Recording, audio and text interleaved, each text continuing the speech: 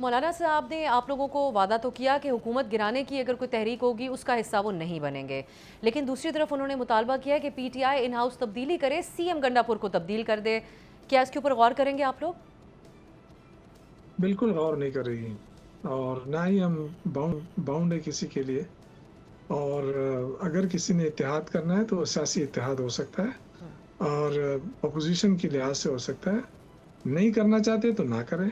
अगर आप ये खुद ही कहते थे मौलाना साहब के जी ये फॉर्म 47 की गवर्नमेंट है वफाक और इसको हम नहीं छोड़ेंगे, इन्होंने हमारा मैंडेट चोरी किया है। आज अगर वो ये समझते हैं कि जी क्योंकि हर वक्त 26वीं आईनी तरमीम की बात आए या कुछ और बात आए वो वहाँ जाके बैठ जाते हैं।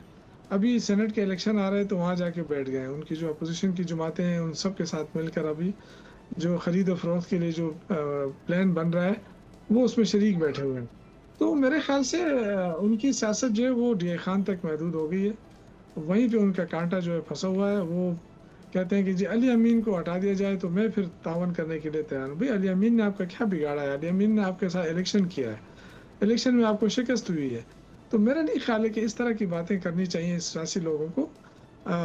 मौलाना फजल रहमान एक बड़े सियासतदान हैं, मेरा नहीं ख्याल है कि वो इस तरह की चीज़ों में अपने आप को उलझाए कि जी अली अमीन हटेगा तो अली अमीन क्यों हटेगा? अली अमीन इलेक्टेड बंदा है। अली अमीन को मेजॉरिटी MPs मेजॉरिटी नहीं बल्कि 100% जो हमारे मेंबरान हैं उनकी अक्सरियत हासिल है, उनको इमरान खान का एतमाद हासिल है।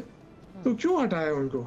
और अगर आप कहते हैं कि जी केपी की एक तरफ आप कहते हैं केपी का मैंडेट भी जाली है, तो जब केपी का मैंडेट जाली है तो फिर आप अली अमीन को बदलने से आपका क्या वो मैंडेट हलाल हो जाएगा?